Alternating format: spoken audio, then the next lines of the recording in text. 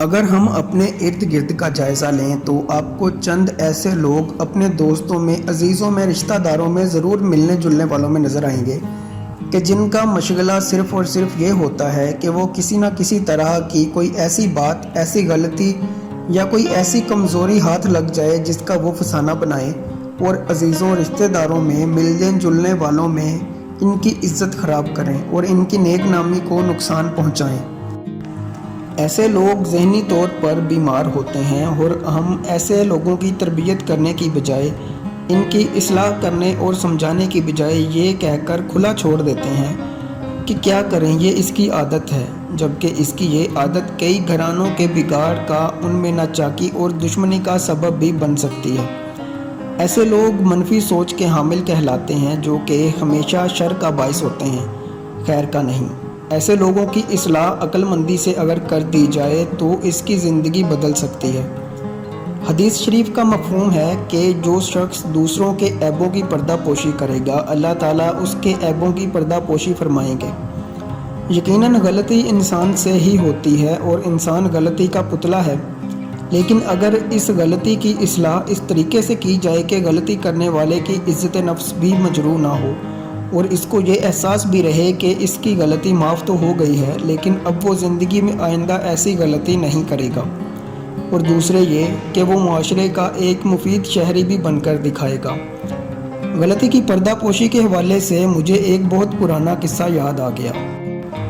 ایک کلاس میں ایک لڑکے نے پروفیسر سے شکایت کی کہ سر، میری سالگرہ پر میرے والد صاحب نے مجھے ایک گھڑی تحفے میں دی اور وہ مجھے بہت ہی عزیز ہے۔ میں بھی تھوڑی دیر کے لیے باتھ روم گیا تھا اور گھڑی ڈیسک پر رکھ کر چلا گیا تھا۔ واپس آیا تو گھڑی نہیں تھی، کسی نے اٹھا لی۔ میں بہت پریشان ہوں، کیا کروں؟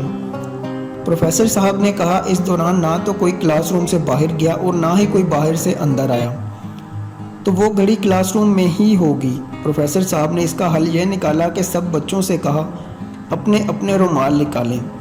پروفیسر صاحب نے سب کی آنکھوں پر رومال باندھ دیے اور ایک ایک کر کے سب کی تلاشی لینا شروع کر دی۔ تلاشی کے دوران ایک لڑکے کے پاس سے وہ گھڑی نکل آئی۔ پروفیسر صاحب گھڑی کو لے کر اپنی کرسی پر بیٹھ گئے اور سب بچوں سے کہا کہ اپنی آنکھوں سے رومال ہٹا دیں، اور جس بچے کی گھڑی چوری ہوئی تھی اس کو کہا کہ بیٹا آپ یہ گھڑی لے لو اور اب احتیاط سے رکھنا۔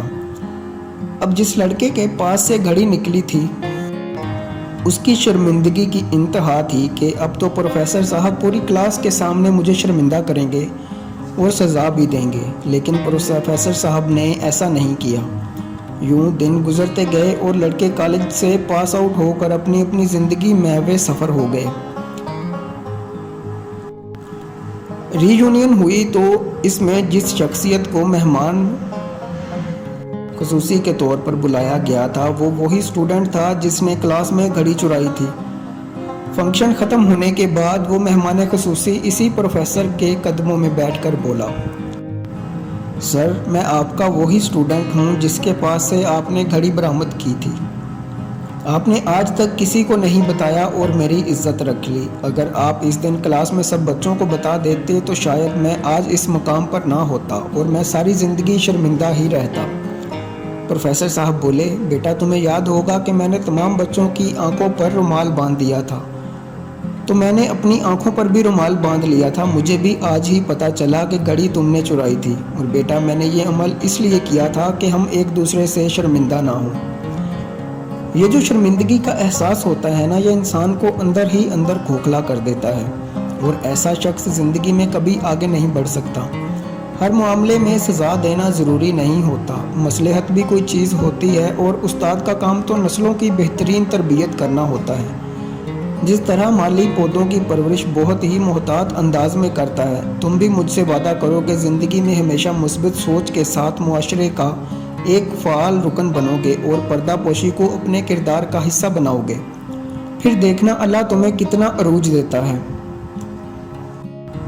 ملک کے مایہ ناز مصنف، ادیب، استاد اور کتاب زاویہ کے لکھاری جناب اشفاق احمد صاحب فرماتے ہیں، اگر آپ کے پاس ایسی دلیل ہو جس کو استعمال کر کے آپ محفل میں بیٹھے کسی شخص کا بیڑا غرق کر سکتے ہیں تو اس دلیل کو مار دو اور بندہ بچا لو۔ تمہارے اس عمل کا بڑا اجر ہے۔ ہو سکتا ہے کہ چند لمحوں کے لیے اس محفل میں تمہاری واہ واہ ہو جائے، لیکن جس شخص کے لیے آپ دلیل استعمال کرنے جا رہے ہیں وہ کہیں کا نہ رہے۔ ایک تاریخی واقعہ ملاحظہ ہو۔ ایک بار حضرت امام حسین رضی اللہ تعالیٰ عنہ اور امام حسین رضی اللہ تعالیٰ عنہ مسجد میں نماز کے لیے داخل ہوئے تو ان کی نظر ایک بزرگ پر پڑی جو کہ وضو کر رہے تھے۔ تو امام حسن رضی اللہ تعالیٰ عنہ اور امام حسین رضی اللہ تعالیٰ عنہ دونوں اس بزرگ کے دائیں اور بائیں بیٹھ کر بزرگ سے بولے کہ آپ ذرا ہم میں سے فیصلہ فرما دیجئے کہ ہم میں سے کون وضو صحیح کرتا ہے۔ جب وہ دونوں وضو کر چکے تو بزرگ بولے، بیٹا آپ دونوں ہی صحیح وضو کر رہے تھے، میں ہی غلط تھا۔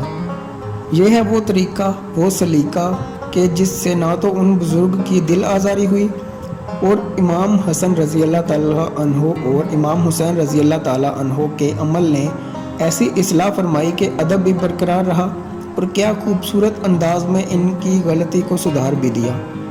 ہم اگر ذرا سا سمجھداری اور مصلحت سے کام لیں تو ہم احسن انداز سے بھی کسی کی اصلاح کر سکتے ہیں اور دوسرے کی عزت نفس مجروح کیے بغیر اس کو صحیح راہ پر ڈالا جا سکتا ہے۔